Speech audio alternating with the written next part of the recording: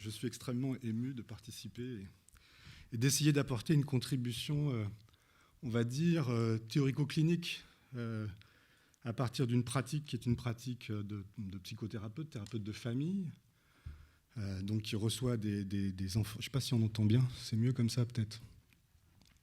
Des enfants et des adolescents et des jeunes adultes en consultation qui peuvent être adressés aussi bien par la protection de l'enfance que la pédopsychiatrie.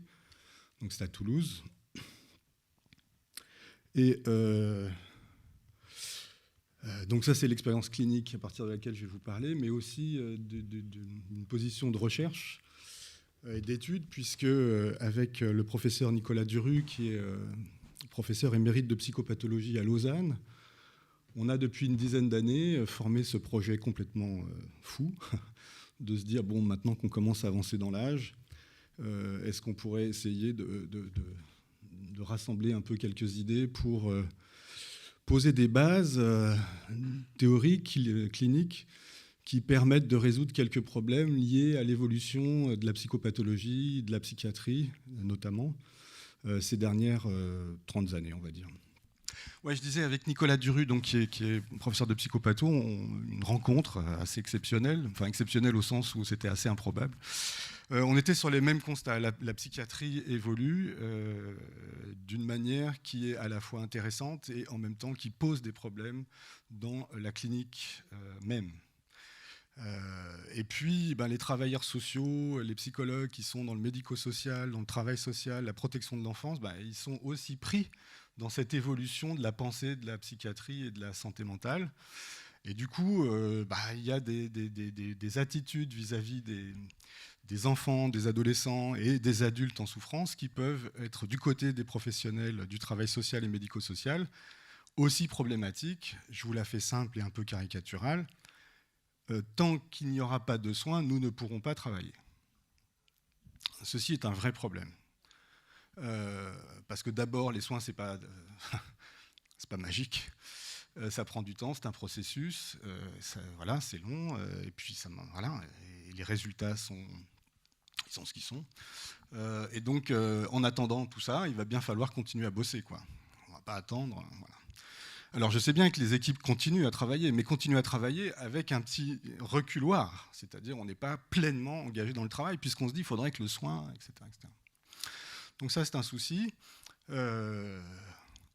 Donc mon propos de ce matin, ça va être d'essayer de vous apporter 2-3 concepts qui peut-être pourraient répondre en partie aux interrogations qui ont été posées par les deux collègues juste avant. Parce que pour pouvoir se parler de ces deux places qui sont la place du soin et la place de la protection de l'enfant, il faut quand même avoir un peu de langage commun et un peu de concepts partagés.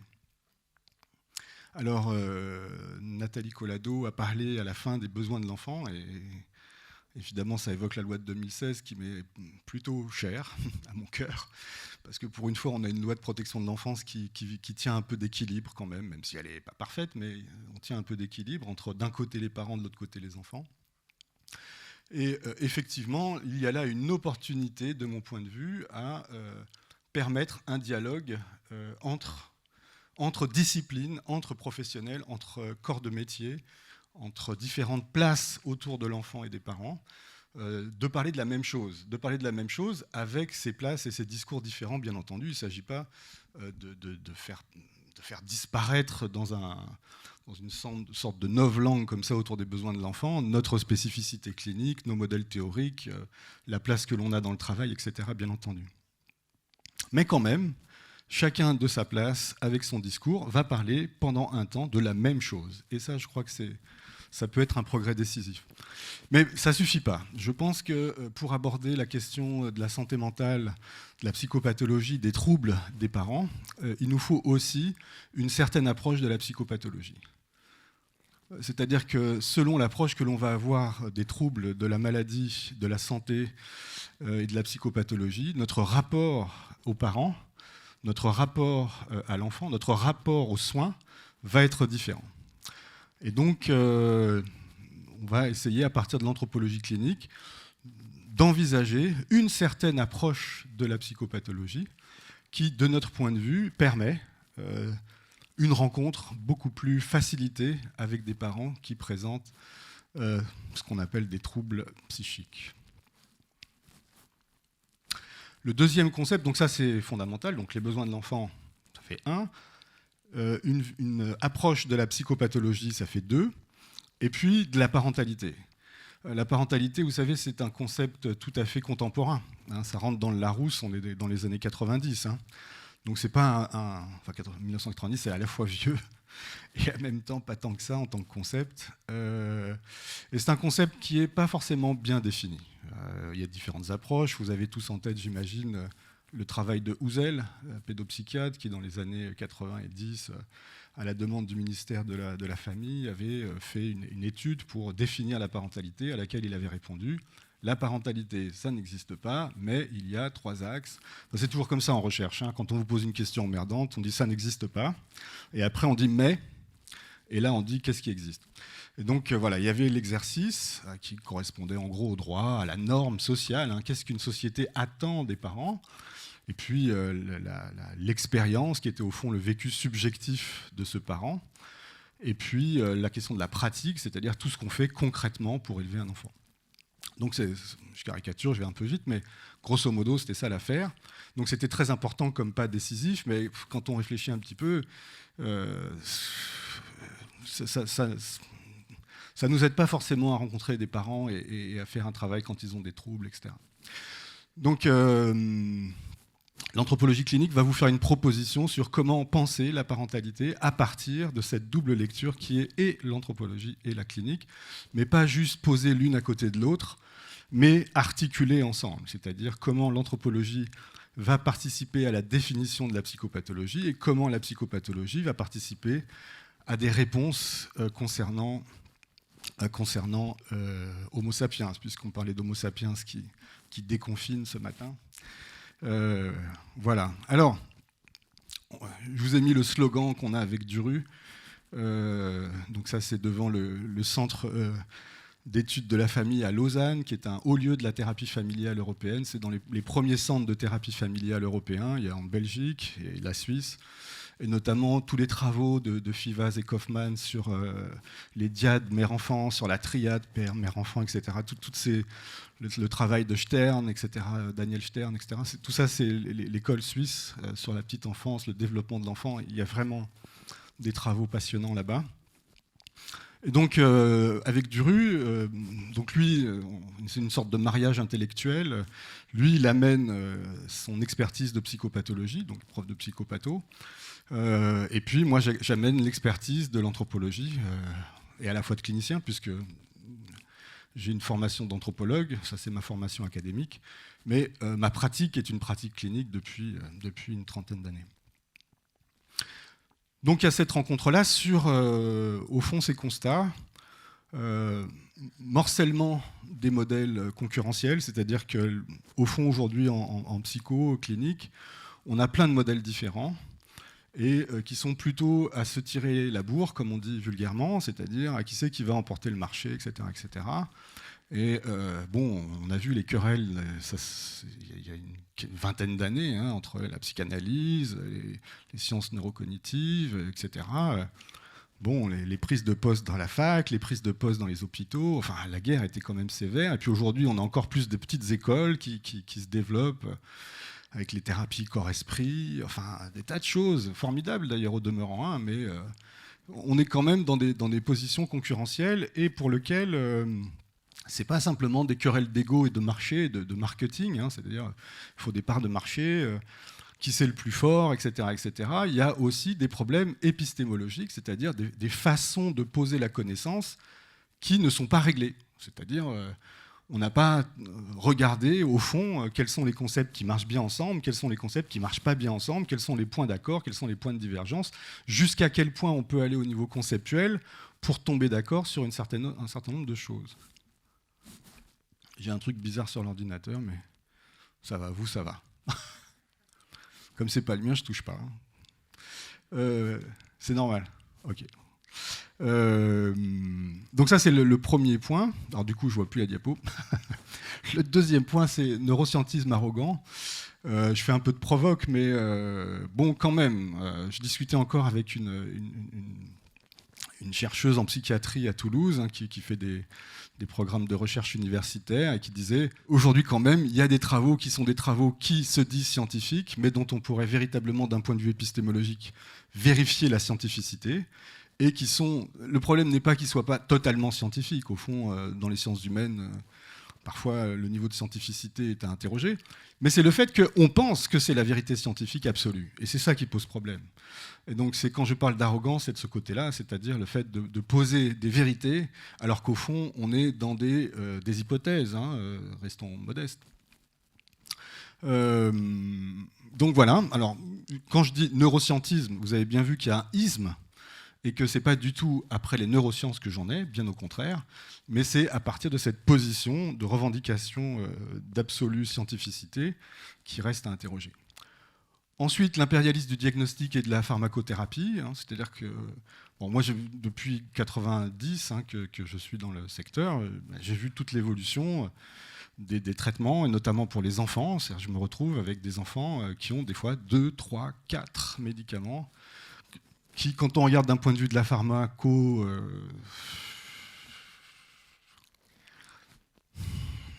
ça pose question quand même.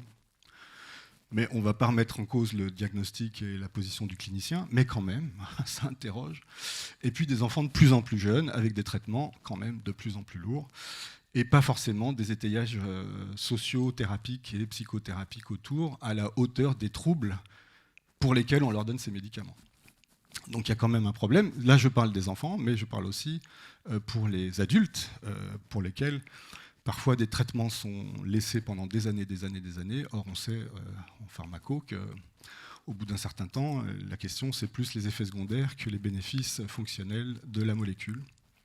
Et quand le traitement est donné et qu'il n'y a pas un suivi régulier, une relation médecin-patient pris dans une relation thérapeutique autre que la prescription médicamenteuse, ça pose des questions aussi.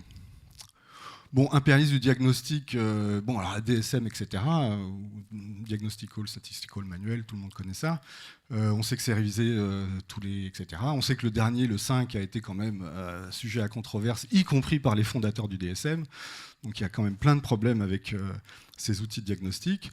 Et puis une forme de diagnostic qui se détache de plus en plus du traitement, c'est-à-dire qu'on attend des diagnostics pour des diagnostics, alors qu'au fond, la fonction principale d'un diagnostic, c'est d'orienter le travail. Et voilà. Donc là, il y a aussi là une question importante, à la fois sur le plan scientifique, mais aussi clinique direct. Voilà. Et puis la question des écueils du dogmatisme et de l'éclectisme, c'est-à-dire d'un côté des écoles qui, au fond, affirment qu'en dehors d'eux, point de salut, et que les autres écoles sont dangereuses. D'abord, elles ont tort, elles ont faux, c'est faux, et en plus, elles sont dangereuses. Voilà. Bon, ça, c'est position dogmatique. Donc, seul mon modèle est le bon. Voilà, ça c'est le dogme, c'est un problème. Et puis de l'autre côté, l'éclectisme qui consiste à piocher ici ou là, telle technique, tel concept, le bricoler avec un autre, comme ça, à côté. Et on a une façon de travailler qui est assez, comment dire, qui peut être concrète, pratique et utile, hein, mais des fois ça peut poser des problèmes quand même dans les contradictions des modèles. Un modèle clinique et théorique a une cohérence entre les causes, hein, l'éthiopathologie, quel est le sens de ces... Voilà, pourquoi ça souffre, qu'est-ce qu'il faut faire pour que ça ne souffre plus, et comment on va faire, et quel est pour le thérapeute les compétences, la formation, le dispositif, le setting nécessaire pour mettre en œuvre ces actions thérapeutiques par rapport à cette... Voilà, il y a une cohérence, quoi. Donc si je prends simplement des outils sans vérifier la cohérence en amont, je peux rencontrer des problèmes. Et bon, je suis responsable du diplôme universitaire de thérapie familiale à la faculté de Jean Jaurès, et je vois donc des jeunes étudiants psychos qui sortent, etc., et qui sont dans des démarches où, au fond, la question épistémologique ne se pose pas vraiment. C'est-à-dire, hop, on prend des outils comme ça, un peu comme ça, à droite, à gauche, on bricole son truc, et des fois, on voit des choses qui peuvent être compliquées pour les patients. Donc, ça fait partie du cahier des charges aussi, essayer d'avoir une approche qui évite dogmatisme et éclectisme. Prendre en compte la complexité des dimensions. Alors voilà, donc ça c'est donc l'anthropologie clinique, dont on ne l'a pas inventée avec Duru. On reprend une tradition qui, au fond, pourrait la faire remonter à Freud lui-même, lorsqu'il essaye de penser une anthropologie à partir de la psychanalyse.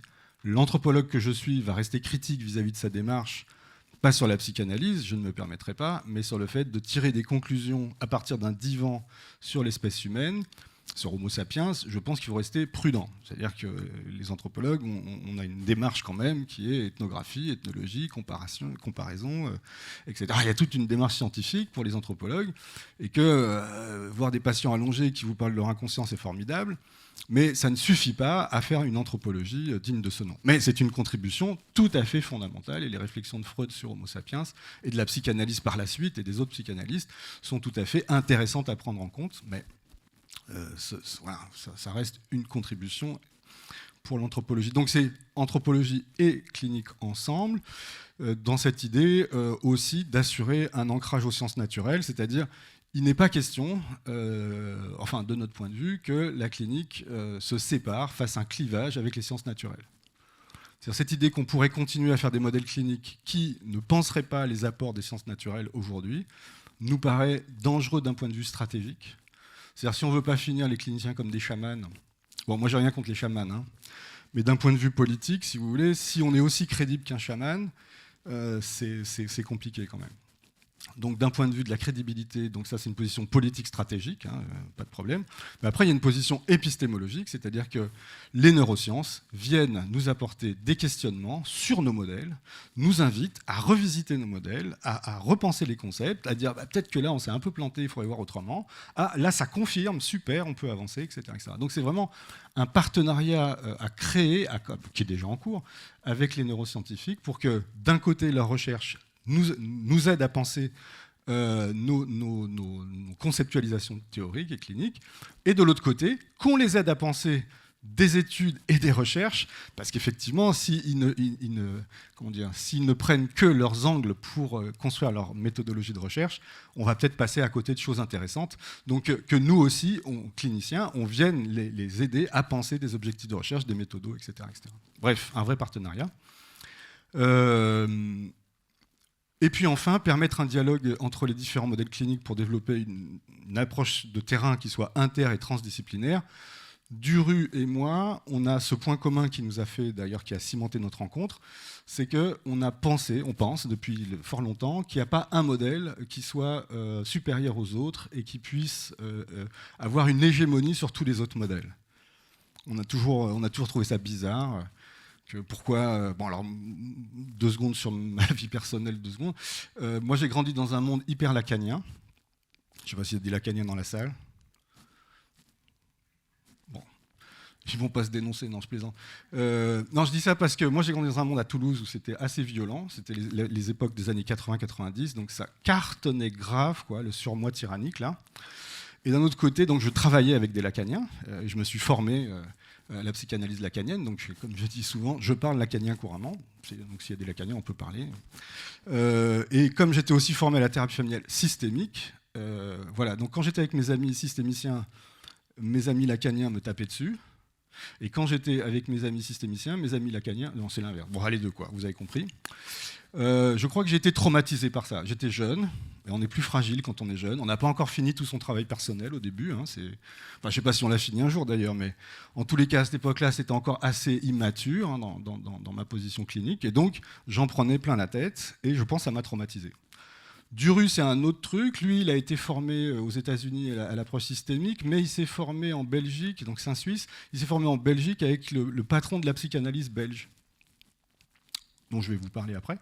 Et donc, du coup, lui aussi, il était déjà un peu bipolaire, si je puis dire. Il avait 2 trucs comme ça. Et il se faisait taper aussi dessus par tout le monde. Donc bon, s'il y avait quelqu'un qui avait la solution à tous les problèmes de santé mentale, à mon avis, on nous aurait prévenus, on serait au courant. Enfin, je crois. Je pense que les patients peuvent avoir besoin d'une aide thérapeutique, mais que peut-être à ce moment-là, ils ne sont pas prêts pour l'avoir. Je pense que beaucoup de gens pourraient avoir besoin d'une bonne psychanalyse. Je pense. Je ne suis pas sûr qu'ils soient tous prêts demain matin à aller s'allonger sur un divan, voire même faire du face-à-face avec un psychothérapeute d'inspiration psychanalytique. Il y en a qui le font. Oui. Alors qu'est-ce qu'on fait pour ces gens? On attend? On ne fait rien? Etc. Peut-être que si on fait autre chose avec eux avant, avec un autre modèle qui est peut-être plus accessible, peut-être après ils font autre chose. Oui. Par exemple, moi je remarque que la thérapie familiale est une porte d'accès pour la psychothérapie individuelle formidable. c'est-à-dire le nombre de gens qui viennent en thérapie familiale, enfants, adultes, qui repartent en thérapie individuelle après avoir réglé les problèmes familiaux, mais qui ont pris conscience que la psychothérapie, c'était pas si mal, que ça pouvait être utile de parler, et qu'effectivement, ils ont réglé un certain nombre de trucs, mais qu'il y a des choses qu'ils ont découvert encore d'autres qu'ils aimeraient bien approfondir et aller plus loin, et ils font un travail personnel. Ou parfois, il est nécessaire de faire un travail personnel à côté du travail relationnel, parce que le travail relationnel ne suffit pas. C'est-à-dire, on peut régler des problèmes relationnels ici et maintenant, mais pour autant, les conséquences des effets pathologiques de ce qui s'est passé avant, pendant des années, et qui a construit le développement d'une certaine manière, ça reste à travailler. Donc il ne faudrait pas croire que parce que les problèmes relationnels sont réglés, les conséquences des effets du développement de la situation relationnelle antérieure, ces conséquences-là sont réglées. Oui, il faut, voilà. Donc, pour moi, pour nous, avec Duru, il n'y a pas d'opposition entre les modèles. Et l'idée, c'est pas de faire un métamodèle qui serait le modèle des modèles, mais c'est de penser une démarche clinique qui permette à ces modèles de se mettre autour de la table pour parler ensemble. Chacun garde son modèle, ok, on est différents, on ne pense pas la même chose, mais on va essayer de partager des concepts qui nous permettent de penser ensemble. Et on regardera quelques concepts. Donc, l'anthropologie clinique, c'est la rencontre de l'anthropologie et de la clinique, mais ensemble, pas juste une juxtaposition. Et ça va avoir quelques conséquences. La première, c'est que la rencontre clinique est fondamentalement anthropologique. Alors, ça veut dire quoi ce truc ?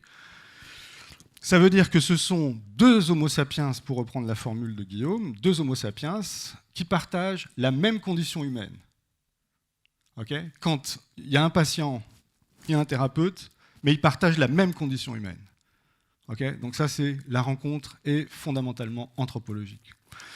La deuxième, c'est que l'anthropologie éclaire les conditions spécifiques du fait humain qui intéressent le clinicien. Juste un truc, les transformations des manifestations psychopathologiques qu'on observe. Si on regarde d'une culture à l'autre, on ne va pas voir des pathologies différentes quand on regarde bien, mais on va voir des récurrences, des fréquences de pathologies différentes selon les cultures, selon les époques. La grande hystérie de Charcot, aujourd'hui, on n'en voit pas beaucoup. Les TDAH, on en voyait déjà au XIXe siècle, hein, c'est-à-dire la description des troubles de l'attention, etc. On voyait déjà ça au XIXe siècle, il y a des cas qui sont dans la littérature décrits. Okay, ça ne s'appelait pas comme ça, mais ça ressemble, c'est exactement ça. Mais il y en avait un cas comme ça. Aujourd'hui, c'est foison. Les troubles bipolaires, psychose maniaco-dépressive du début du XXe, etc. Aujourd'hui, si on va aux États-Unis, on fait de l'épidémiologie aux États-Unis, enfin dans les pays occidentaux, hein, postmodernes, les troubles bipolaires sont très très importants. Donc on voit bien qu'on a à la fois des catégories de manifestations qui sont universelles et des apparitions et des fréquences de ces manifestations qui sont liées à la culture. Oui, ça va à ce point ? Donc, à la fois universalité et à la fois spécificité culturelle. Donc il y a dans la psychopathologie un lien natif avec l'anthropologie. Oui, c'est pas un machin qui arriverait après ou avant, c'est nativement, il y a un lien entre les conditions anthropologiques de développement et les organisations psychopathologiques. Et donc l'anthropologie clinique tient ensemble, donc on s'est basé avec Duru sur nos deux approches, c'est-à-dire lui était formé par un psychiatre qui s'appelle Jacques Scott, et moi je suis formé à l'anthropologie sémiotique, c'est un gros mot, mais je vais essayer de m'en expliquer. Est-ce que vous lisez ce qu'il y a là ? Vous arrivez à lire ? Ah cool. Je me demandais ce matin en revoyant la diapo, je me dis ça se trouve, ils vont pas lire ces troncs. Bon, on détaille pas le truc trop, mais en gros vous avez donc en bas notre mariage avec Duru, et puis nos parents au-dessus, nos parents intellectuels. Donc, du côté de Duru, c'est la continuité de Jacques Scott, donc il a fait son doctorat avec Jacques Scott. Et donc Jacques Scott, alors voyons si ça marche, yes. C'est donc un psychiatre psychanalyste qui est mort en 2007, né en 28. Alors, personne ne connaît Jacques Scott. Bah non. Bah oui, normal. Ce type est un monument de la psychiatrie. C'est un monument de la psychiatrie. Vraiment, en Belgique, tout le monde le connaît, etc. Bon, ils ont le Mannequin Peace, le saxophone et Jacques Scott. Pour la psychiatrie, comment dire, c'est un monument parce que son histoire, c'est la traversée de toute la psychiatrie du XXe siècle. Ce type a été se former avec les plus grands noms de la psychiatrie on va dire, le XXe siècle, jusqu'à la fin du XXe siècle, entre la moitié du XXe siècle et la fin du XXe siècle. Il a travaillé avec Binswanger, donc sur la psychiatrie existentielle, qui était quand même un disciple de Freud, qui a fondé une psychiatrie en Suisse tout à fait importante. Il a travaillé avec Kuhn, qui est le premier à avoir mis en place les premières molécules antidépresseurs. Il a travaillé avec Lacan. Pendant des années, il a été le traducteur, enfin le vérificateur des textes de Lacan en allemand, c'est-à-dire comme lui était germanophone, comment on dit, les Hollandais ophones, néerlandophone, merci beaucoup, néerlandophone, germanophone. Il corrigeait les textes pour Lacan pendant quelques années, jusqu'à ce qu'il se fâche sur un point théorique fondamental qui a fait qu'ils ont décidé Scott a dit « je ne travaille plus avec Lacan », parce que ce n'est pas sérieux scientifiquement. Lui, son projet, c'était de fonder une discipline psychiatrique scientifique. C'est-à-dire une science de la psychiatrie qui soit avec son propre discours. C'est-à-dire pas j'emprunte à la psychanalyse, à la psychologie, neurosciences, ça n'existait pas trop, à la pharmaco, à la sociologie, à l'anthropologie, mais une psychiatrie qui fonde son propre discours à partir de la clinique. Et donc sa question, c'était de dire qu'est-ce qui est spécifique à la science psychiatrique ? C'est la nosologie. La nosologie, c'est-à-dire le fait de qu'est-ce que la maladie mentale et pourquoi la maladie mentale et comment on peut organiser de manière scientifique les rapports qu'il y a entre les différentes formes de maladie mentale. Donc c'était ça son projet. Et donc c'est pour ça qu'il a fait le tour d'Europe de tous les grands psychiatres de l'époque. Et il a considérablement inspiré la psychothérapie institutionnelle. C'était un des théoriciens de la psychothérapie institutionnelle, Oury, Toscaïès, etc. Je ne sais pas si ici la psychothérapie, ça dépend des régions. Il y a des régions où tout le monde connaît la psychothérapie institutionnelle, d'autres régions où c'est moins connu. Bon, ici manifestement, je vois des regards qui acquiescent. Donc voilà. Donc Scott travaillait sur la fin de sa vie avec Oury notamment. Comment il s'appelle le Marseillais, belge qui travaille à Marseille, Ledoux, qui continue aussi sur cette dimension-là. Donc Scott était un théoricien pour eux. Et il continuait la théorisation pour eux. Donc l'idée de Scott, c'était cette fondation d'une nosologie. Et au fond, on pourrait se demander comment concevoir la psychopathologie. On pourrait avoir caricaturalement deux positions. Une position qui considérait que la maladie mentale est un accident par rapport à la santé, c'est-à-dire un écart par rapport à la santé, ou bien un comportement humain, mais sous forme excessive. On a deux approches totalement différentes et ça change complètement la donne si je me mets dans un camp ou si je me mets dans l'autre. Donc est-ce que je vais considérer qu'on a ces grandes catégories de troubles qui sont les thymopathies, la perversion, la névrose et les psychoses, et puis avec une barre de séparation, de l'autre côté les gens normaux, vous et moi. Je ne connais pas, mais... En tous les cas, il y aurait une barrière, Alors après, j'ai mis des petits pointillés parce que on voit bien quand même quand on regarde, ça circule un peu du côté des catégories là. Mais bon, en tout cas, il pourrait y avoir comme ça une tentation de dire il y a le normal et puis elle est malade, Bon, vous avez compris que c'est pas notre choix. Donc le deuxième point de vue, c'est de soutenir avec la phénoménologie et la psychanalyse que tout comportement, toute forme de manifestation pathologique est une façon d'être au monde. Une façon d'être au monde. Une façon qui concerne Homo sapiens. Et puis, si on se met du côté de la psychanalyse, c'est le fait que la pathologie est ce qui va nous permettre de comprendre le fonctionnement humain. Par le grossissement que nous donne la manifestation pathologique, de finalement en apprendre sur le mécanisme normal, le fonctionnement ordinaire. Et donc de citer les rapports entre l'hystérie et l'art, l'obsessionnalité et la religion, etc., les troubles narcissiques et le moi, etc. Alors ça, c'est du côté donc, de la psychopathologie Jacques Scott, donc cet héritage phénoménologique et psychanalytique. Et puis de l'autre côté, l'anthropologie sémiotique, donc ça c'est mon apport à moi. Donc moi je me suis formé avec des anthropologues qui sont un groupe de travail à Paris, à l'EHESS, qui essaye de développer l'anthropologie sémiotique à partir d'un philosophe qui s'appelle Ernst Cassirer. personne ne connaît Heinz Cassirer non plus, j'imagine, c'est un vieil Allemand. C'est un gars qui a polémiqué avec Heidegger à l'époque. Ils ont fait une grosse polémique avec Heidegger. Et alors, tout le monde dit « ouais, c'est Heidegger qui a gagné » tout ça. Bon, alors, il a gagné dans un premier temps, c'est vrai. Mais aujourd'hui, Cassirer fait sa revanche. Il y a plein de jeunes qui disent « en fait, Cassirer, c'était vachement important ». Et là où c'est super important, c'est pour les sciences humaines. C'est-à-dire, ce type, il a passé sa vie à essayer de se dire « qu'est-ce que ça serait une philosophie des sciences de la culture ?» Sciences de la culture. Ah, pour un anthropologue, sciences de la culture, ça cause. Hein. Et donc, il a essayé de penser ce truc-là. Il a passé sa vie, il a une œuvre assez colossale. Moi, je me contente de lire ceux qui l'ont lu et qui l'ont travaillé. Enfin, je lis un petit peu, mais enfin, c'est un peu complexe. Mais en tous les cas, il nous a donné un truc assez simple, qui est le fait que la culture, c'est un mode de donation de sens.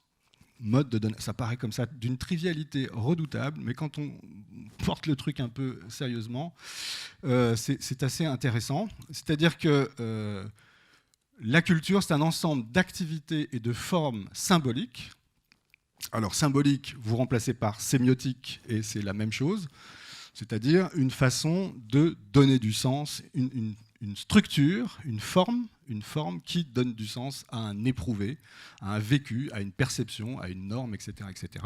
Et donc, Cassirer a théorisé sur ce qu'il a appelé les formes symboliques, qui sont, entre autres, le langage, les mythes, la technique, le droit, l'économie, etc., qui sont des grands domaines d'activité humaine, et cette idée que ces domaines d'activité humaine créent des formes sémiotiques qui vont se déplacer d'un domaine à l'autre et qui vont influencer, déterminer notre façon de percevoir, de ressentir, de croire et de nous conformer. D'accord ? Et évidemment, tout ça nous est transparent. Si on ne fait pas un effort réflexif pour savoir pourquoi on croit ce qu'on croit, pourquoi on perçoit ce qu'on perçoit, pourquoi on ressent ce qu'on ressent, et quel est le lien entre les formes symboliques qu'on a dans la tête et ce que l'on pense, ce que l'on vit, on pense que c'est naturel, quoi. On croit ce qu'on croit, et c'est de tout temps ainsi.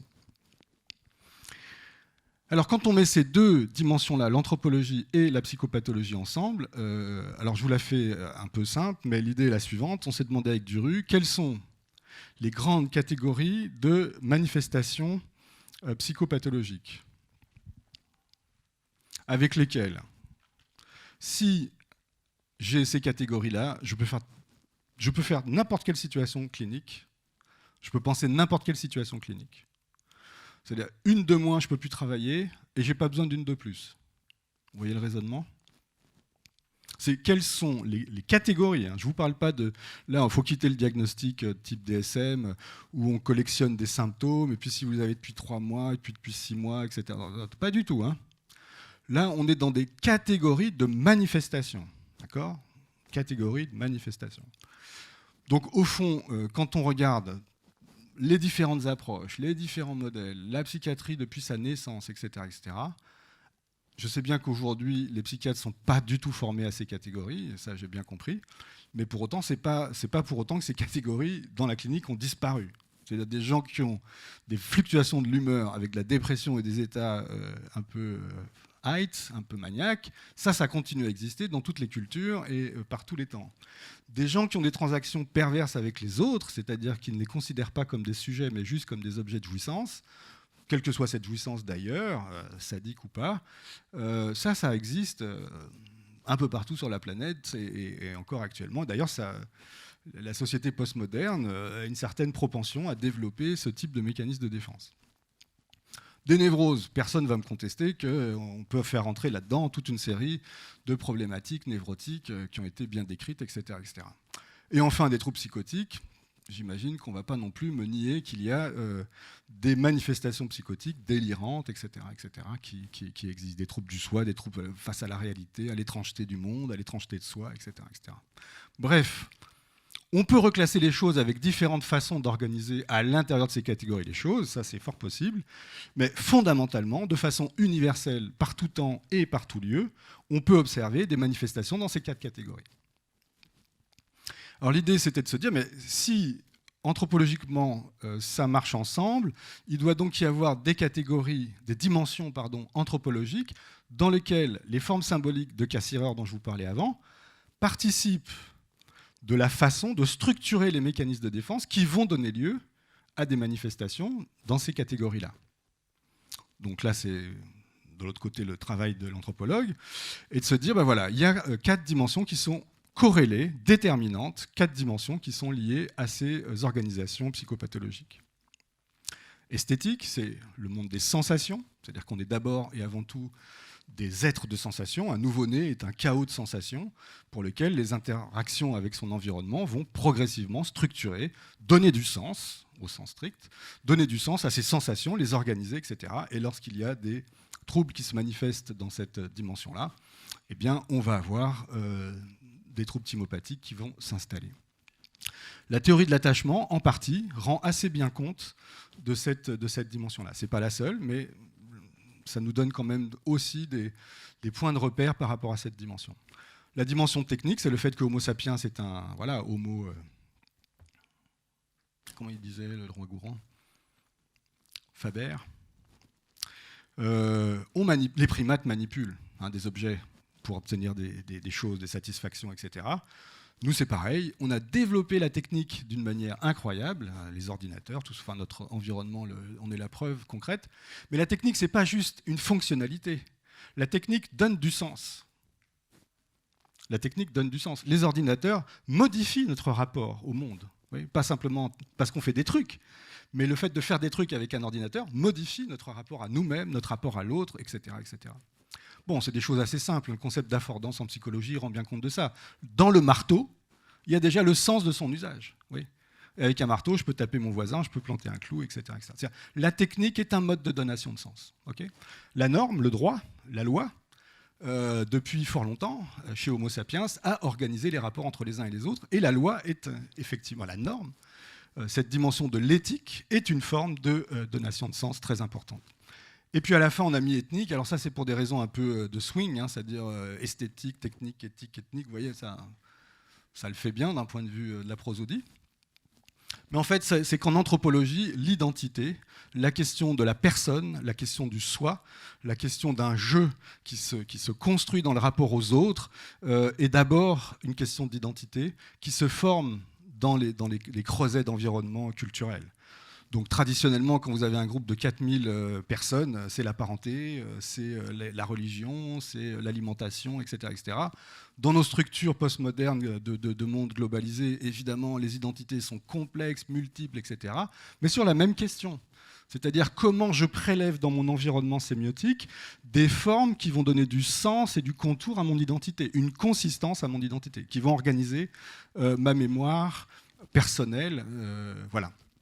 Donc, cette idée que, au fond, retenons ça, on n'a pas 4 structures qui seraient juxtaposées, on a une seule structure avec ces 4 dimensions, qui sont des dimensions anthropologiques, que nous habitons en permanence, parce qu'on est et dans la sensation et dans la technique. Notre corps est aussi un instrument technique, et dans des rapports à l'autre qui sont normés par de la loi, de la norme, de la valeur, etc., etc., des interdits, tout ça, et nous avons une identité. C'est-à-dire tout ça, c'est constamment présent en nous. Donc tous les mécanismes de défense qui découlent de cela sont constamment présents en nous. Autrement dit, il n'y a pas des manifestations, des structures pathologiques qui seraient juxtaposées, mais une seule structure avec ces 4 dimensions anthropologiques qui génèrent des organisations défensives qui peuvent produire ces manifestations pathologiques, ces catégories de manifestations. Okay. Donc la pathologie, c'est quoi? Dans ce schéma-là, la pathologie devient l'intensité et l'exclusivité des mécanismes de défense. C'est-à-dire, lorsque une de ces dimensions est privilégiée et qu'une seule catégorie devient exclusive et intense, ou une ou 2 catégories, alors on commence à rentrer dans la morbidité. Et que la santé mentale, c'est la circulation entre ces catégories-là. C'est-à-dire qu'il y a des moments dans la vie où un peu de perversion, c'est utile. On ne veut pas se l'avouer, mais de temps en temps, on carotte un peu quand même l'autre. On fait un peu de séduction, voilà.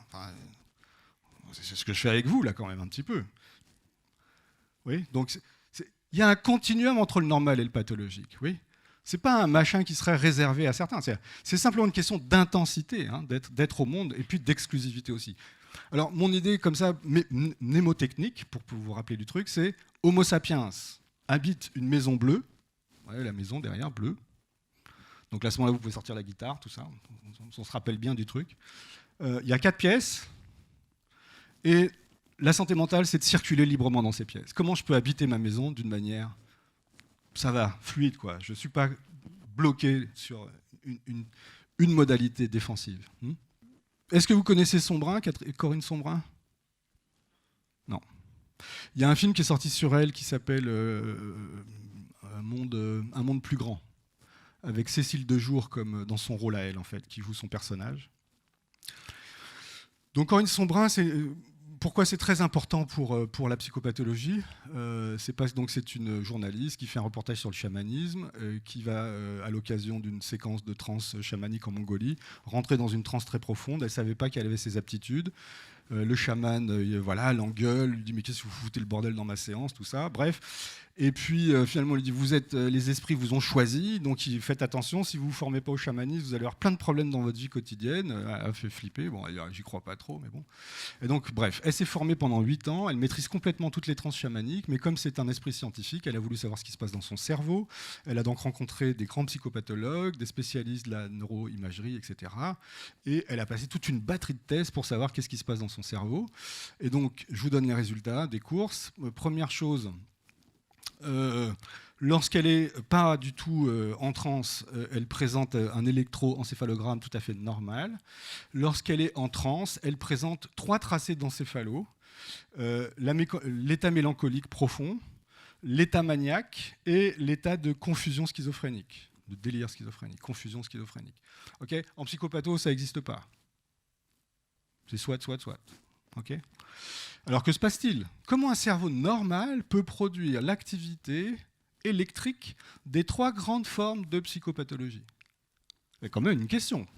Comment un cerveau normal peut produire l'activité électrique simultanée des 3 grandes formes de pathologie mentale? Okay. Et ça, à partir d'un dispositif culturel, anthropologique, la transe chamanique. C'est pas une transe avec psychotrope, hein, c'est tambour, c'est tambour danse. Donc elle le fait juste par concentration maintenant. Elle peut induire ces 3 activités électriques du cerveau, et puis revenir à la normale. Donc ça pose une question pour la psychopathologie. Donc nous, on y voit avec Duru la preuve de notre affaire, ça veut dire continuité du normal et du pathologique. Les grandes formes sont possibles pour un cerveau normal, et dans certaines conditions, ils peuvent se manifester. Elle, c'est culturel, évidemment, pour les patients. Ce ne sont pas des questions culturelles, ce sont des questions de développement, de vie, d'accident de la vie, etc., de transactions, de relations, etc. Voilà, donc ça c'était pour vous convaincre qu'on peut aborder la psychopathologie d'une autre manière qu'en classant des maladies, en attribuant des diagnostics, en assignant les personnes à des destins morbides, avec des évolutions de la maladie naturelle, soi-disant, etc., etc. Tout ça, je pense que c'est des problèmes pour rencontrer les patients et pour les accompagner. Parlons de parentalité. Je vous la fais vite. La parentalité pour les anthropologues, c'est un ensemble de conduites, de normes, d'obligations, d'émotions, ça c'est important, des émotions, de solidarité, d'hostilité qui sont prescrits par la culture. Okay, le vécu émotionnel de la parentalité est prescrit par la culture. Okay, c'est pas juste il faut faire ceci, il faut faire cela, c'est ressentir ceci, ressentir cela. Bon. On connaît plutôt la parentalité comme un champ qui est un champ fonctionnel, mais on peut aussi envisager la parentalité d'un point de vue clinique comme étant une transformation, une maturation du système psychique, une transformation nécessaire pour mettre au service de la responsabilité d'un autre être vivant son organisation psychique.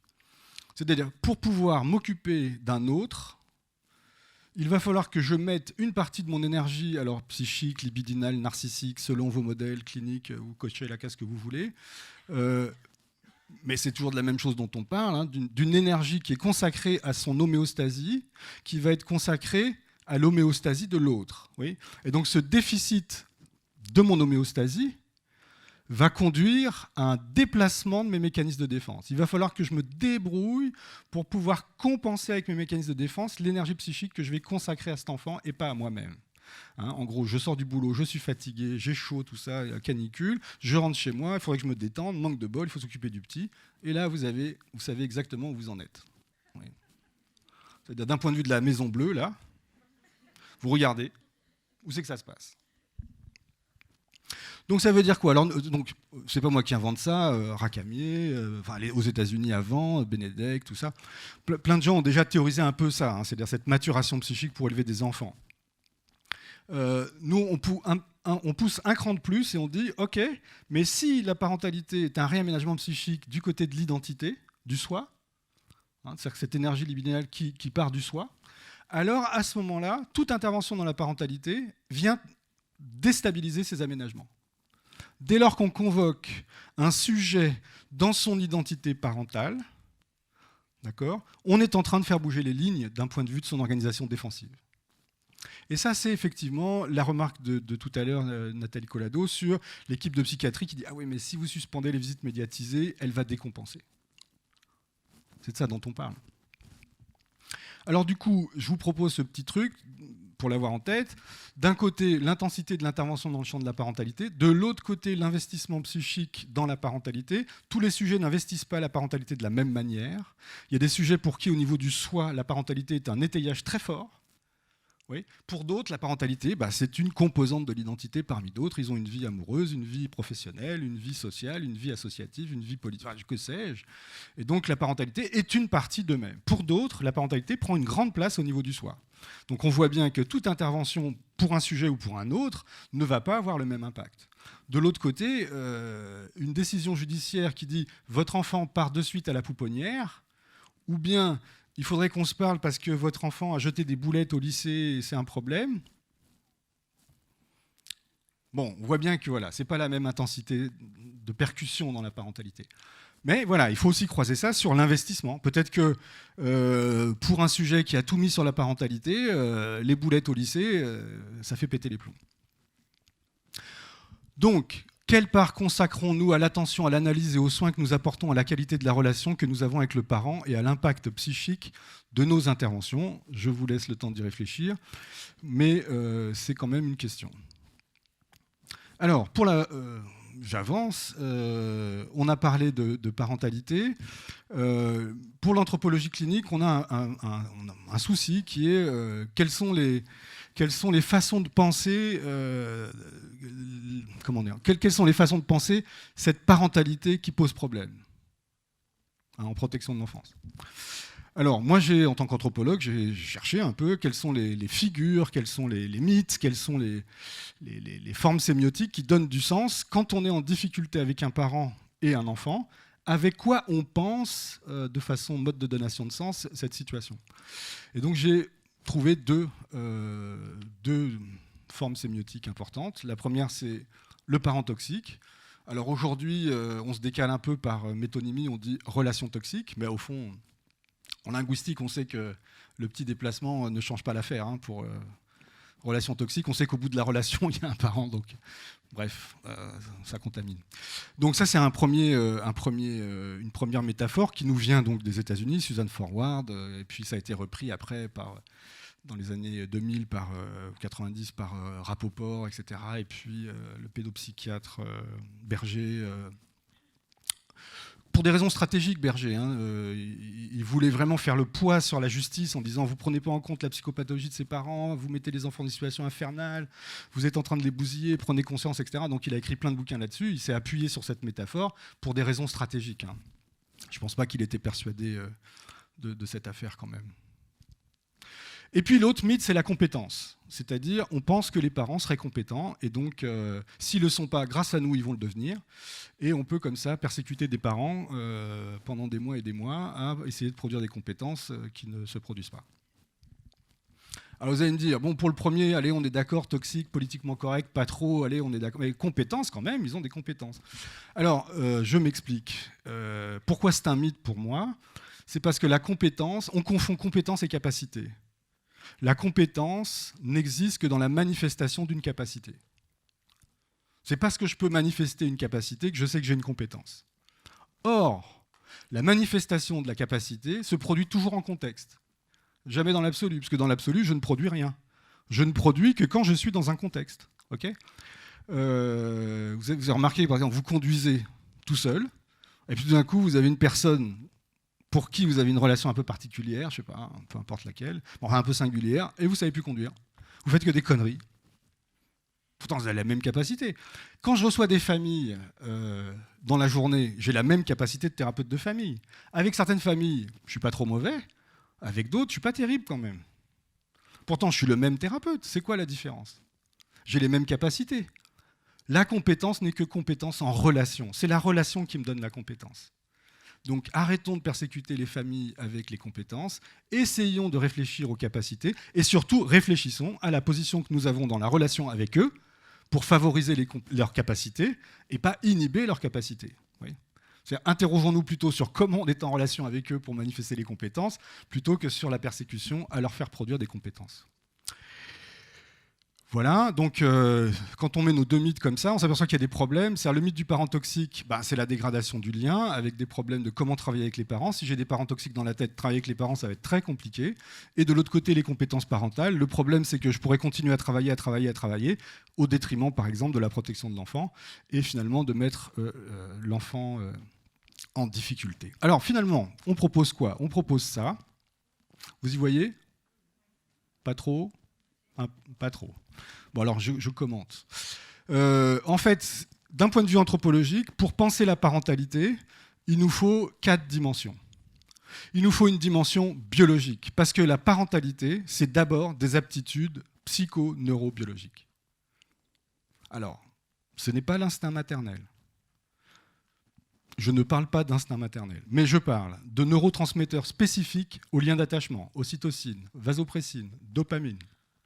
Okay, c'est-à-dire, il y a une inscription dans l'espèce humaine de l'attachement, pour des raisons qui sont liées à la néoténie, le fait que nos petits humains, c'est une catastrophe, quoi. Je veux dire, si on n'est pas là, ils meurent, quoi. C'est grave. Donc, les liens d'attachement, ça c'est premier niveau. Mais, mieux que ça, on a découvert, une Française de Montpellier, Catherine Dulac, à Harvard, a découvert les neurones de l'instinct parental, chez la souris. Ouais. Chez la souris aujourd'hui, demain chez nous. Hein. Enfin, c'est juste un petit step. Hein. Enfin, Guillaume pourra en parler. On a travaillé sur les molécules pendant des années avec les drogues et les médicaments et tout ça. On peut vous dire que les modèles chez les souris, chez les humains, ça passe assez vite. Bien. Mais en plus, c'est plutôt une bonne nouvelle. C'est une très très bonne nouvelle. Parce que ces neurones de l'instinct parental que Catherine Dulac a isolés, démontrés, d'abord sont à égale quantité chez les mâles et les femelles. Ah, tiens. Avec 2 fonctions, la protection et l'hostilité. C'est-à-dire l'inhibition de ces neurones crée soit de l'hostilité, soit de la protection. Et selon les contextes, ça peut s'inverser. Autrement dit, mâles et femelles sont pourvus de la même capacité à élever des enfants. Okay, la fonction, c'est les détruire ou les protéger. Alors ça intéresse vraiment la protection de l'enfance. Et selon les contextes, c'est-à-dire en contexte de stress intense, une mère détruit ses petits. Stress intense, destruction. Protection, destruction. Et à l'inverse, on voit des mâles qui attaquent les petits quand ce n'est pas les leurs, protéger les petits, même quand ce n'est pas les leurs, lorsqu'il n'y a plus d'adultes autour. Bref, je ne veux pas extrapoler les modèles, mais ce que je veux dire, c'est qu'il y a une base qui est une base neurobiologique pour élever les enfants. D'accord ? Donc ça veut dire que tous les Homo sapiens, a priori, ont génétiquement les moyens d'élever des enfants. Ensuite, ça ne suffit pas du tout à faire de la parentalité. S'il n'y a pas la culture pour prendre ça en charge, le porter, on ne va pas pouvoir faire de la parentalité. Il nous faut un système culturel, un mode de donation de sens, qui va reprendre cette capacité neurobiologique et lui donner sa forme. D'accord ? Mais ça ne suffit pas. Il nous faut encore un Homo sapiens qui lui-même va faire l'expérience de la parentalité en tant que sujet de la parentalité. C'est-à-dire l'enfant qui vit la parentalité. Et cette première parentalité, que ce soit les parents ou d'autres, va faire empreinte de la parentalité sur ce corps et sur ce psychisme. Donc la première expérience de la parentalité vivante, c'est d'abord notre place d'enfant. Et donc ça va tramer des compétences, des capacités, et aussi des troubles. Ça va ? Puis dernier niveau, on ne peut pas parler de parentalité si on n'a pas un contexte écosystémique. On n'élève pas les enfants tout seuls. il y a des coparents, il y a des grands-parents, il y a des institutions, il y a la PMI peut-être, il y a je ne sais pas qui. Bref, il y a tout un environnement écosystémique qui peut être facteur pour favoriser des compétences ou au contraire inhiber des compétences. D'accord ? Moralité, dans ces 4 dimensions qui sont naturellement faites culturellement faites, naturellement faites, les deux, naturellement et culturellement faites pour élever des enfants, eh bien il peut y avoir des empêchements. Okay ? Et ça ne fait pas, ces empêchements du processus de la parentalité, ne fait pas de ses parents des mauvaises personnes. Ça ne fait pas d'eux des mauvais sujets. C'est juste qu'il y a un processus qui, à différents niveaux, s'est trouvé empêché. Là où ça aurait dû, ça a été empêché. Parfois, on pourra lever les empêchements, parfois, on ne pourra pas les lever, mais ça reste des parents avec des capacités potentielles et des droits, tant qu'ils en ont. Le délaissement de la loi de 2016 permet aussi de changer de filiation. Ou en tous les cas, de stopper une filiation qui serait délétère. La conclusion, ça c'est sur la loi de 2016 pour introduire le collègue qui parlera après.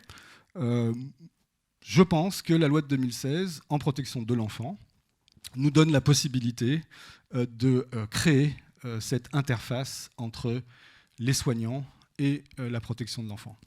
Donc nous, on a bricolé un truc autour des besoins de l'enfant, on a appelé ça la pourvoyance des besoins de l'enfant. On a désigné par pourvoyance l'ensemble des moyens humains, matériels, affectifs, éthiques, réflexifs et relationnels mis en œuvre pour assurer le développement de l'enfant, en répondant à ses besoins. Donc on travaille là-dessus à l'IAC depuis un certain temps, donc avec un référentiel sur les besoins de l'enfant. Et puis comment évaluer la pourvoyance. Il nous semble que si, effectivement, on pense pourvoyance des besoins, qu'on envisage la psychopathologie comme étant une rencontre humaine, déterminée anthropologiquement et qui ne fait pas des destins de malades assignés à maladie, et qu'on pense la parentalité comme étant des empêchements de capacité, alors on a peut-être des possibilités pour à la fois travailler ensemble, psychiatrie et protection de l'enfance, et peut-être accompagner ses parents et ses enfants vers d'autres destins que les destins délétères qu'ils connaissent. Je vous remercie. Concrètement, comment on fait ? Comment on fait avec ce postulat théorique qui est extrêmement clair, qui s'inscrit totalement dans la problématique qu'a posée Serge et Nathalie dans l'introduction ? Mais concrètement, comment on fait ? Comment on fait à partir de là pour éviter d'intervenir, alors j'allais dire de trop intervenir, mais peut-être d'intervenir, comment adapter son intervention, comment coopérer, comment travailler cette question-là voilà, dans une situation pratique qu'on verra cet après-midi. En fait, là, les concepts, c'est pour construire une posture. Qu'est-ce que c'est une posture ? C'est une disposition intérieure pour travailler. Disposition intérieure pour travailler. Et après, il y a le déploiement pratico-technique ou technico-pratique, c'est-à-dire qu'est-ce qu'on fait concrètement ? Il me semble qu'il y a une continuité entre des concepts qui créent une posture qui ensuite se déploie dans une pratique et des techniques. Donc là, on a vu la partie concept-posture, il me semble. Enfin, concept et la posture se déduit. On voit bien que si je pense que la psychopathologie n'est pas une maladie qu'on chope comme je ne sais pas quoi, le coronavirus, voilà, ou un machin comme ça, voilà, que ces gens seraient fondamentalement différents de moi, qu'on ne partagerait pas la même condition humaine et tout ça, ma façon de les rencontrer n'est déjà plus la même. Le fait d'avoir cette vision-là de la pathologie, quand je rencontre des parents qui ont des troubles, je les accueille avec cette façon d'être moi-même. Je me considère aussi fou qu'eux, mais la différence, c'est que moi, j'essaye d'en faire quelque chose de différent. Ils n'ont pas pris conscience qu'ils pouvaient faire autre chose de la folie que ce qu'ils font. Bon. Et qu'on va pouvoir essayer de se rencontrer sur cette base-là. Okay ? Donc ça, je pense que ce concept, c'est pas juste un truc comme ça pour faire joli dans la théorie, c'est-à-dire c'est une implication pratique, la façon de regarder les gens, la façon de leur serrer la main en ce moment c'est compliqué, mais même voilà, comment on va faire la danse des canards pour se dire bonjour, je ne sais pas, enfin la façon de les regarder, la façon de les accueillir. Donc déjà il y a quelque chose de fondamental.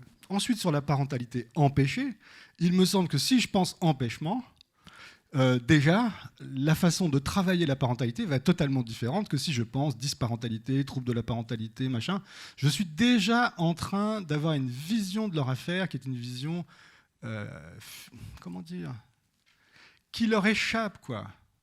L'empêchement, on peut essayer de réfléchir. Qu'est-ce qu'on en fait? Est-ce qu'on peut y faire quelque chose ou pas? Il y a des empêchements, on ne va pas pouvoir y faire grand-chose. Mais si le parent n'est pas disqualifié sur sa fonction, on peut discuter ensemble de qu'est-ce qu'on va faire de cet empêchement. Par exemple, l'idée qu'un parent, parce qu'il y a des troubles trop importants, il est débordé par l'angoisse, et que quand il est débordé par l'angoisse, eh bien, il y a des manifestations qui sont contraires à la pourvoyance des besoins fondamentaux de l'enfant. OK. On ne va pas pouvoir faire avec ça. La course contre la montre du développement du nourrisson, ça va trop vite. On n'a pas beaucoup de temps pour que les choses se mettent en place. Hein, je veux dire, bon, on parle des 1000 jours aujourd'hui, etc., mais on sait bien que l'étayage synaptique, dans les premières années, voilà, c'est compliqué. Bien sûr, la plasticité neuronale va faire que plus tard, on pourra. Mais quand même, moi, je vois, par exemple, ma dyspraxie, ma dyslexie et tout ça, et ben, à 60 balais passés, j'ai encore les séquelles de ça. Alors, je compense, je me démerde, vous voyez, ça ne m'empêche pas de parler, d'avoir un doctorat, etc. Mais je me dis, si on avait travaillé tout ça avant, peut-être que j'aurais moins ramé, vous voyez, j'aurais peut-être passé mon doctorat avant, etc. Bien, peu importe, mais ce que je veux dire, c'est que on peut peut-être travailler à cette... est-ce que vous pouvez consentir à ce que votre enfant soit élevé par une autre famille? C'est-à-dire, travailler avec les parents, c'est pas simplement travailler à ce qu'ils reprennent les enfants, à ce que les enfants retournent. Peut-être oui, formidable. Mais peut-être pas. Est-ce qu'une fois que la séparation est actée, on laisse ses parents sur le côté et puis on ne travaille plus avec eux, on rentre en conflit, ils sont en colère après nous, nous on n'est pas très contents parce qu'ils ne veulent pas collaborer et tout ça? Ou bien est-ce qu'on essaye de prendre une position pour continuer à chercher cette alliance, cette collaboration, même dans la séparation, etc. Parce que le travail, il va juste tant que les parents sont parents, tant qu'il n'y a pas un délaissement, tant qu'on n'a pas fait retrait d'autorité parentale définitif, etc. Ils sont les parents, ils sont les interlocuteurs. Aussi compliqué que ce soit, ça reste les interlocuteurs. Et donc, ces interlocuteurs-là, on doit chercher à construire une alliance avec eux. On doit chercher à construire une alliance. Enfin, il me semble. C'est quoi le parent toxique? La métaphore du parent mythe. Le problème du mythe du parent toxique, c'est que un toxique, donc c'est une métaphore. Donc les métaphores, vous savez, c'est des transferts de domaine. On prend une forme sémiotique, c'est-à-dire une façon de donner du sens, une signification, pour faire simple, et on la change de domaine. Donc je prends la toxicité, qui fait partie du champ lexical de la chimie, biochimie, et la forme, c'est quoi? C'est une substance, donc un élément, une matière solide, physique. Une matière physique produit des effets délétères sur un organisme. Okay, ça, c'est toxique. Et donc, le parent toxique serait un parent substantialisé, c'est-à-dire qui devient une substance dont l'influence viendrait produire des effets délétères chez l'enfant. Bon. Je ne nie pas que des parents produisent des effets délétères sur les enfants, c'est-à-dire la non-pourvoyance des besoins fondamentaux, etc. Je ne suis pas naïf, hein. Mais le fait de dire ceci est un empêchement ou ceci est une toxicité, cette personne est toxique, la relation est toxique ou ce parent est empêché de pourvoir aux besoins, change complètement la façon de percevoir la situation, d'être en relation. Moi, je dis, si je suis en face d'un intervenant qui pense que je suis un parent toxique, même s'il ne me le dit pas, parce qu'il n'a pas l'affront, il ne va pas me le dire, hein, si vous voulez, s'il le vit, s'il le pense à l'intérieur de lui, son inconscient va s'exprimer au travers de tas de postures non verbales, etc. etc. Je veux dire, 90% de la perception de l'interaction est non verbale. Donc on aura beau dire, blablabla, faire des grands sourires, etc. Si à l'intérieur de soi, je pense que cette personne est toxique, je ne suis pas sûr qu'il ait envie de nous raconter son enfance. Ou ses problèmes, ou je ne sais pas. Ça est compliqué. On peut le faire peut-être, mais je trouve que c'est très compliqué. Et puis peut-être que ça ne correspond pas à la réalité. C'est juste une métaphore. Et donc, puisque c'est une métaphore, on peut se débarrasser d'une métaphore, on peut prendre une autre métaphore. Prenons des métaphores qui sont plutôt utiles. Pourquoi on prendrait des métaphores qui sont pas très utiles finalement? Ça ne protège pas mieux les enfants, de penser ça. Est-ce que les enfants sont mieux protégés parce que je pense que les parents sont toxiques? Ben non. Enfin, c'est pas vrai. Il y a des tas d'enfants aujourd'hui, tous ceux qui travaillent en protection enfance savent qu'il y a des tas d'enfants qui mériteraient d'être séparés de leurs parents et protégés, et vivent dans un autre environnement et qui ne le sont pas. Donc, si vous voulez, cette façon de concevoir la parentalité n'est pas aidante, à mon avis. Enfin, je ne sais pas si ça... Ouais. Et puis, il y a un côté irresponsabilité. Je veux dire, le champignon toxique ou le nuage radioactif, il n'a aucune intentionnalité, il s'en fout complet, quoi. Je veux dire, il vous fait du mal et il s'en fout. Il n'est pas responsable. Or, on a quand même besoin de responsabilité, au sens, pas de la culpabilité, mais de répondre d'avoir quelqu'un qui y est. Qu'est-ce que vous faites pour votre enfant? Vous y êtes pas? Comment on pourrait y être? Qu'est-ce qu'on peut faire pour que vous y soyez plus ou moins? Enfin bon.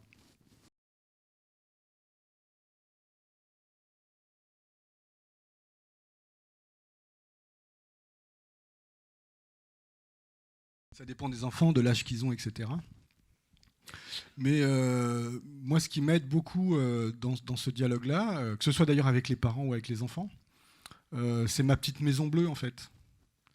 C'est le fait de partager avec eux la même condition psychopathologique. Et de pouvoir parler aussi de ma propre condition. Et de ne pas en faire, comment dirais-je, des êtres qui seraient séparés.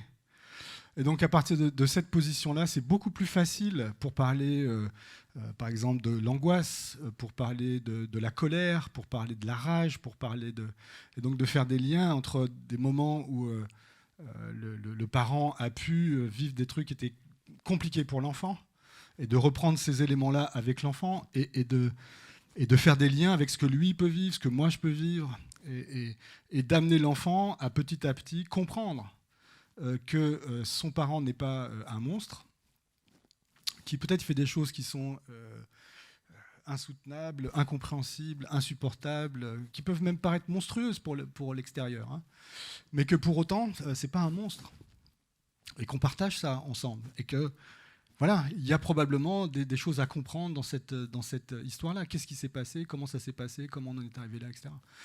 Et c'est aussi un travail à faire avec le parent, parce que c'est le parent qui va nous donner aussi des éléments pour aider l'enfant.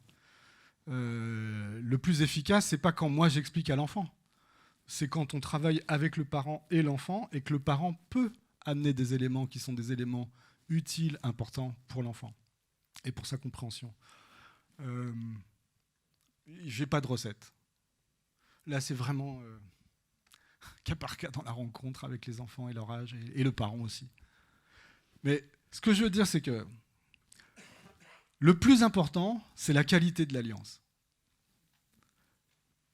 Si j'ai une chose à dire, puis après on fait la pause si vous voulez, c'est la qualité de l'alliance. Moi, mon travail, c'est de chercher à créer des alliances avec les parents et les enfants.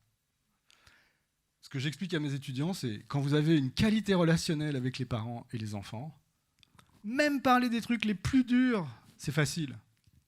Oh, c'est facile. On y arrive.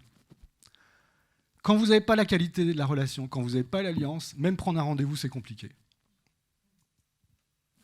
Si vous avez ça en tête, mettez votre énergie, mettez votre travail, votre première intention à créer ça avec les parents et les enfants. C'est fondamental. Le contenu du travail de la pourvoyance des besoins de l'enfant, c'est-à-dire qu'est-ce qu'on va travailler, comment on va pourvoir, qu'est-ce que la réponse, tout ça, c'est après. C'est temps numéro 2. Temps numéro 1, accueil, sécurité, alliance, affiliation, etc. Quand on a la qualité de la relation, on peut dire à une maman, madame, on ne va pas pouvoir continuer, je pense que pour votre enfance, ça serait mieux qu'il soit dans une autre famille, vraiment. Vraiment. Et cette qualité empathique, cette qualité émotionnelle, la relation qu'on a, cette mère va peut-être elle va se mettre en colère des fois, mais des fois elle va juste pleurer. Ouais. Et on va pouvoir accompagner ça, parce qu'elle sait qu'on y est quoi, dans cette affaire. On n'est pas, non. Donc la qualité de l'alliance, voilà.